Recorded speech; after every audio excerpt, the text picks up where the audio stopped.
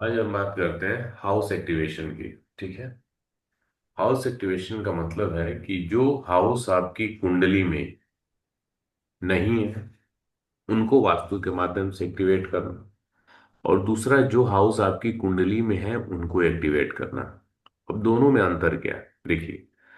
Basically नियम तो यही है, या वो प्रैक्टिकल ये है कि आपकी कुंडली में जो हाउसेस हैं उनको आप वास्तु के माध्यम से एक्टिवेट करते हैं तो उसके अच्छे रिजल्ट्स आपको प्राप्त होते हैं। अब है कि जो हाउसेज आपकी कुंडली में एक्टिवेट नहीं है और उनको आप वास्तु के माध्यम से एक्टिवेट करते हैं तो क्या उसका रिजल्ट मिलेगा या नहीं मिलेगा। तो बात यहाँ ये समझ लीजिए कि जिस रेमेडी को करने में किसी भी प्रकार का कोई रिस्क ना हो, कोई साइड इफेक्ट ना हो, तो फिर हमें कोशिश करने से पीछे नहीं हटना चाहिए। क्लियर। यस। मतलब मेरा मानना है कि कोई भी ऐसा काम नॉर्मली जिसमें पैसे का रिस्क ना हो तो फिर आप उसको कर लीजिए, कि बाद में अफसोस नहीं होगा। नहीं, पैसे का रिस्क क्या है, क्योंकि पैसे के कारण जातक को उसके साथ साथ उसके पूरे फैमिली को भी सफर करना पड़ सकता है और पड़ता भी है, परेशानी उठानी पड़ती है। तो मेरा मानना है कि जहाँ पैसे का रिस्क हो वहां आप थोड़ा सा सावधानी रखें, थोड़ा नहीं बहुत ही सावधानी रखें। बाकी यदि आपका कुछ समय जा रहा है तो दे दीजिए, मेहनत जा रहा है, 6 घंटे की जगह पे 8 घंटे काम करना पड़ रहा है तो कर लीजिए।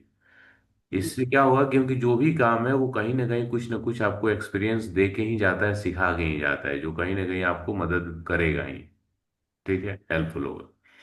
तो पैसे का रिस्क छोड़ के बाकी जो कुछ भी ट्राई करना है तो आप कर सकते हैं। तो यदि मान लो आपका ये कंसर्न है कि यदि आपकी कुंडली में 11वां भाव एक्टिवेट नहीं है तो हम क्या उसको वास्तु की मदद से एक्टिवेट करें तो उसका रिजल्ट मिलेगा। तो पहला बात ये समझ लीजिए कि यदि उसका रिजल्ट नहीं ही, मतलब 11वां भाव आप एक्टिवेट करते हैं उसका रिजल्ट नहीं ही मिलता है, मान लेते हैं, तो उसका साइड इफेक्ट क्या है, मतलब एक्टिवेट कर ले रहे हो तो भी उसका कोई नुकसान नहीं है, और नहीं कर रहे हो तो भी उसका नुकसान नहीं है। तो क्यों ना हम करके ही देखें। क्लियर। तो कोई भी हाउस जो आपकी कुंडली में एक्टिवेट है या नहीं है, उन सब का एक्टिवेशन आपकी वास्तु के द्वारा संभव है। अब ये अलग बात है कि वो उनका रिजल्ट आपको किस स्ट्रेंथ पे मिलेगा, ये डिपेंड करेगा आपकी दशा पे और डिपेंड करेगा आपकी वास्तु पर। क्लियर है। यस। तो अब ये चीज जैसे सिंह लग्न की जिसकी कुंडली है उन सबके लिए इस डायरेक्शन फर्स्ट हाउस को बताएगा। तो अब ऐसा नहीं है कि जितने भी सिंह लग्न वाले जातक हैं सबका फर्स्ट हाउस इस डायरेक्शन में आप एक्टिवेट कर देंगे तो सबको सेम रिजल्ट मिलेगा, क्योंकि सबका ईस्ट कैसा है, किस प्रकार से है, ये उसके घर पे डिपेंड करेगा। जैसे आपका ईस्ट फेसिंग घर है या ईस्ट फेसिंग घर नहीं भी, ईस्ट में यदि खिड़की है और सनलाइट जो है वो सूर्य देवता जो ईस्ट में होते हैं उस पद पे पड़ रही है और आर्यमा देवता के पद पे पड़ रही है तो आपकी ईस्ट की एनर्जी काफी ज्यादा हो जाएगी,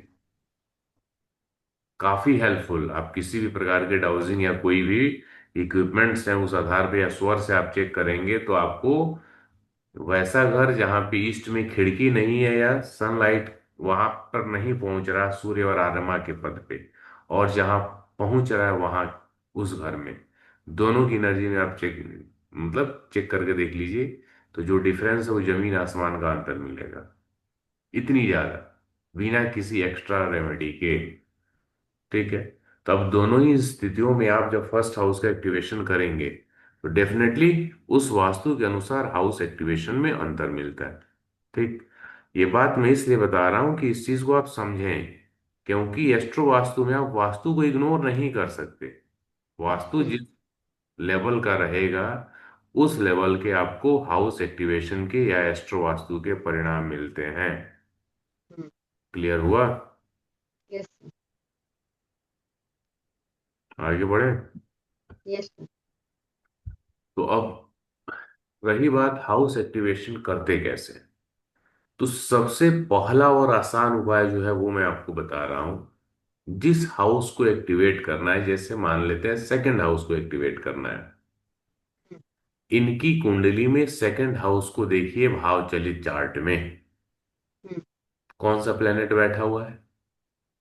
मार्स। मार्स बैठा हुआ है सेकंड हाउस में, यानी सेकंड का रिजल्ट देने वाला प्लेनेट है मार्स। अब इस मार्स के ऑब्जेक्ट को मार्स की डायरेक्शन यानी साउथ में आप रख देते हैं, तो सेकंड हाउस की एक्टिवेशन का एक स्टेप पूरा हो गया। यानी सेकंड हाउस में जो प्लेनेट बैठा हुआ है, ठीक है, उस प्लेनेट के डायरेक्शन में उस प्लेनेट का सामान आप रख देते हैं, तो सेकंड हाउस की एक्टिवेशन हो जाती है। क्लियर? यस। दूसरा स्टेप है कि जो प्लेनेट यहां बैठा हुआ है, वो देखिए किसका स्टार लॉर्ड बना हुआ है। इस स्टार लॉर्ड वाले सेक्शन में आज ये देखिए, मार्स यहां सन का स्टार लॉर्ड बना हुआ है। यस। तो मार्स के डायरेक्शन में सन का सामान रख देना है। डायरेक्शन किसका होना चाहिए? मार्स का, जो सेकंड हाउस में बैठा है। और सामान किसका होना चाहिए? जिसका ये स्टार लॉर्ड बना हुआ है, यानी सन का।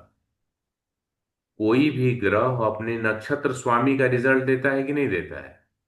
हम्म। तो इस मार्स के रिजल्ट को कौन डिलीवर करेगा? सन ही डिलीवर करेगा ना। यस। तो मार्स के डायरेक्शन में सन का सामान रखना होता है। जो मैंने आपको सामान का लिस्ट दिया है, उसमें से कोई भी सूर्य का सामान वहां रख दीजिए। क्लियर है? यस।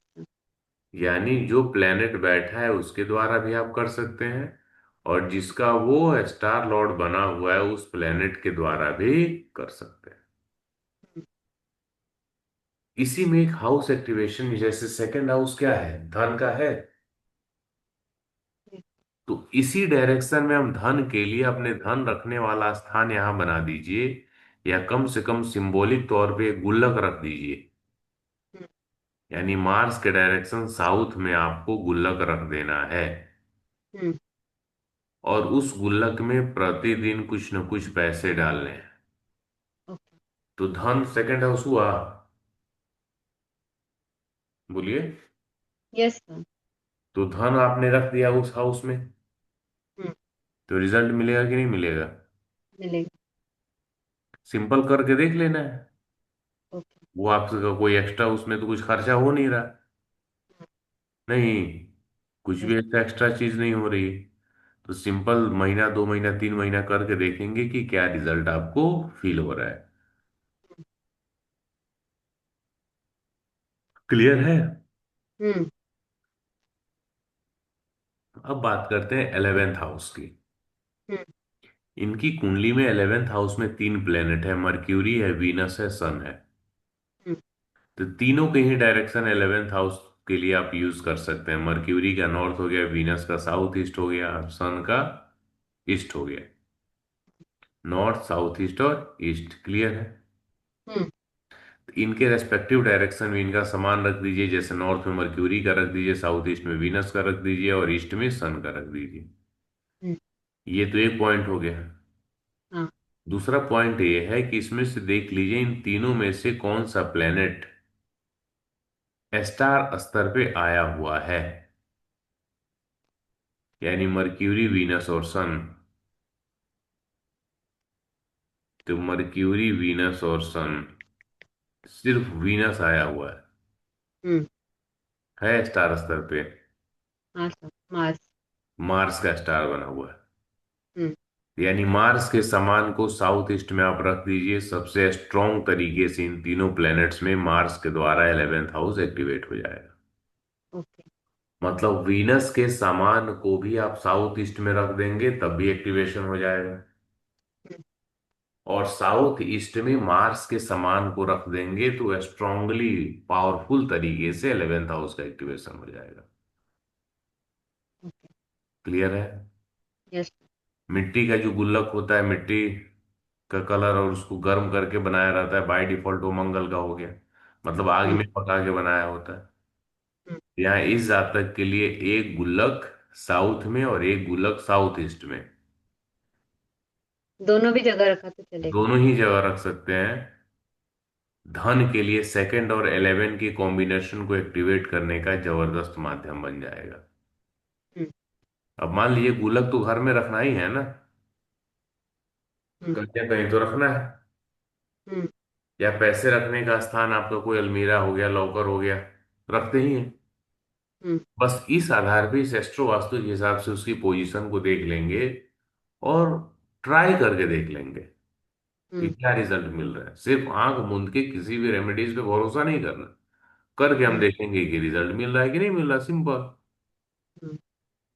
क्लियर है? हम्म। तो आपने अब तक देखा कि जो प्लैनेट्स किस जिस हाउस में बैठे हुए हैं, हम्म। तो उनका हम एक्टिवेशन कैसे करते हैं। जैसे सेकंड में प्लेनेट है, 11th में प्लेनेट है, 10th में प्लेनेट है, 4 में है, 5 में, ये सब हम कर सकते हैं। अब मान लीजिए 7th हाउस का करना हो शादी या बिजनेस के लिए, हम्म। 6th हाउस का करना हो नौकरी के लिए या कोर्ट केस को जीतने के लिए, हम्म। कंपटीशन के लिए, या फिर किसी की कुंडली में सेकंड हाउस में कोई प्लेनेट ना हो या 11th हाउस में कोई प्लेनेट ना हो, ऐसा संभव है। यस। तो फिर उसका कैसे करेंगे।